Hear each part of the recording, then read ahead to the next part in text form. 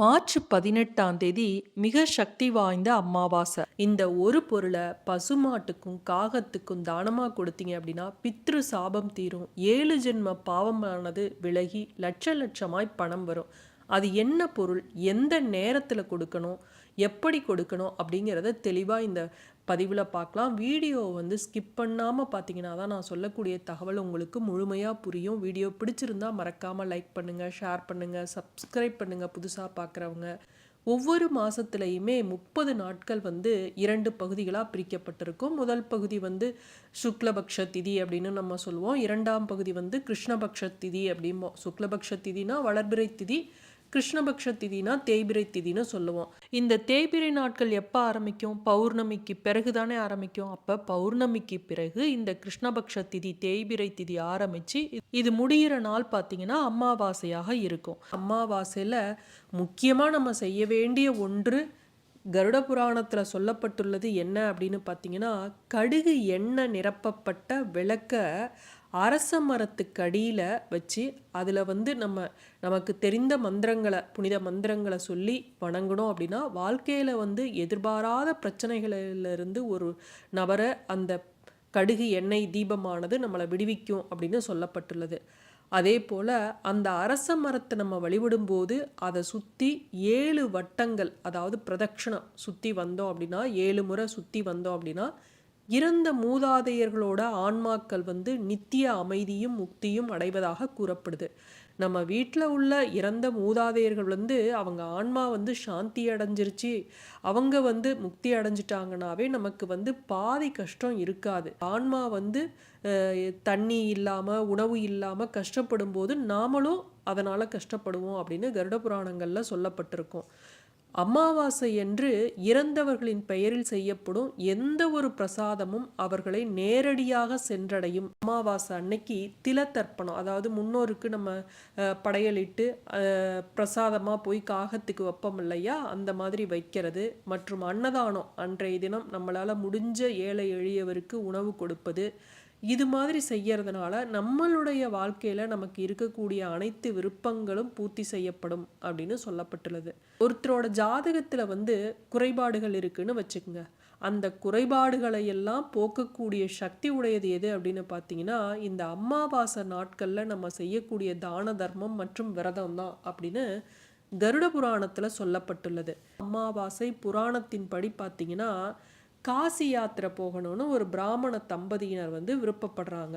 அவங்களுக்கு ஒரு அழகான மகள் இருக்கிறா. அந்த மகளை விட்டுட்டு அவங்க அந்த நீண்ட யாத்திரைக்கு எப்படி போகிறதுன்னு நினைக்கிறாங்க. அதனால் அந்த பிராமணரோட சகோதரர் மற்றும் மனைவியோட பாதுகாப்பில் அவங்க விட்டுட்டு போகணும்னு முடிவு பண்ணுறாங்க. அந்த பிராமணரோட சகோதரர் வீட்டில் அவங்க விட்டுட்டு அவங்க தங்களுடைய பயணத்தை தொடங்குறாங்க. ரொம்ப தூரம் பயணம் அப்படிங்கிறதுனால ரொம்ப நாள் ஆகுது, அவங்க வீடு திரும்பலை. சூழ்நிலையை பயன்படுத்திக்கிட்டு அந்த பிராமணரோட பேராசை கொண்ட சகோதரனும் மனைவியும் காசு பணத்துக்காக, செல்வத்துக்காக அந்த இளம் பெண்ணை இறந்த இளவரசருக்காக திருமணம் செய்யணும்னு முடிவு பண்ணுறாங்க. அது ஒரு சில சம்பிரதாயத்துக்காக, ஒரு சில காரணங்களுக்காக அந்த திருமணத்தை செய்கிறாங்க. திருமண சடங்குகளுக்கு பிறகு ராஜா, மணமகள் மற்றும் ராஜாவின் வீரர்கள் இவங்கெல்லாம் பாகிரதி நதிக்கரையில் இருக்கக்கூடிய இடத்துக்கு இறுதி சடங்குகளுக்காக இளவரசரோட உடம்பை எடுத்துக்கிட்டு போகிறாங்க. திடீர்னு மழை வந்துடுது. அதனால் அந்த தகன சடங்குகள் எல்லாம் தடைபட்டுடுது. காட்டில் போய் விட்டுட்டு அந்த சிறுமியையும் அப்படியே விட்டுட்டு மக்கள், ராஜா எல்லாருமே போயிடுறாங்க. அந்த சிறுமி அந்த காட்டிலேயே இருக்கா.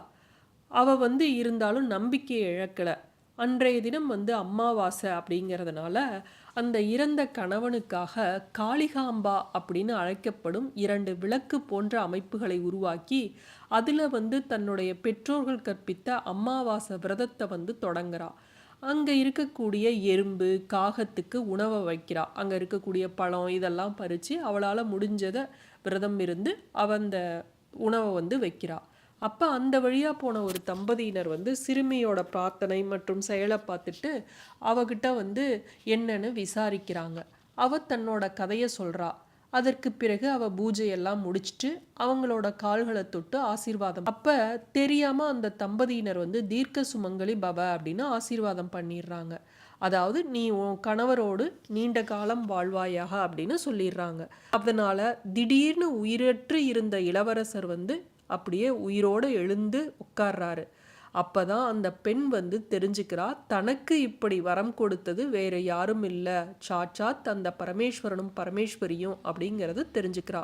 திக்கற்று கதியற்று அவ இருந்த போதும் அந்த அமாவாசை விரதத்தை இருந்து தன்னால் முடிஞ்ச உணவுனை அந்த எறும்புக்கும் காகத்துக்கும் அவ வைத்து அன்றைய தினம் அந்த விரதத்தை சரியாக செஞ்சனால அவளுக்கு அந்த வரத்தை வந்து அவங்க கொடுக்குறாங்க.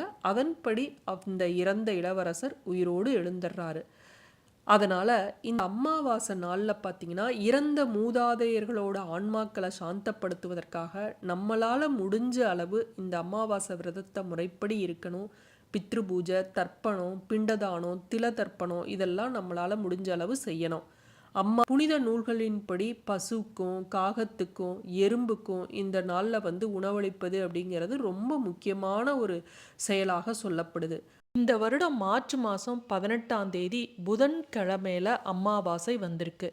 அன்றைய தினம் அமாவாசை திதி எப்போ ஆரம்பிக்குது அப்படின்னு பார்த்தீங்கன்னா காலையில் 8:28க்கு ஆரம்பித்து அடுத்த நாள் 19ஆம் தேதி வியாழக்கிழமை காலையில் 7:29 வரையும் அமாவாசை திதி இருக்குது. அன்றைய தினம் ராவுகாலம் 12 to 1:30 மதியம் ஆரம்பிக்குது. யமகண்டம் பார்த்திங்கன்னா காலையிலேயே ஆரம்பிச்சிருது 7:30 to 9. அப்போ நீங்கள் படையலிட்டு சாமி கும்பிட்றவங்க என்ன பண்ணணும், காலையில் 8:28 பிறகு தான் சதுர்தசி திதி முடிஞ்சு அமாவாசை திதியை ஆரம்பிக்குது. அப்போ நீங்கள் விரதம் விடுறவங்க அமாவாசை திதியில் தானே விரதம் விடணும். அப்போ 8:30க்கு மேலே விரதம் விடணும். ஆனால் 9 மணி வரையும் யமகண்டம் இருக்குது. அதனால் 9 மணிக்கு பிறகு நீங்கள் எப்போ வேணாலும் படையலிட்டு சாமி கும்பிட்டுட்டு காகத்துக்கு உணவு வைக்கலாம். அதே போல் 12 மணிக்கு முன்பு நீங்கள் விரதம் விட்டு சாமி கும்பிட்டுடுங்க. நான் முன்னையே சொல்லிட்டேன் இல்லையா, 12 to 1:30 ராவு காலம். அதனால் அந்த நேரத்தில் படையலிட்டு சாமி கும்பிட வேண்டாம். புதன் கிரகத்துக்கு உரியது எது அப்படின்னு பார்த்தீங்கன்னா பச்சைப்பயிறு.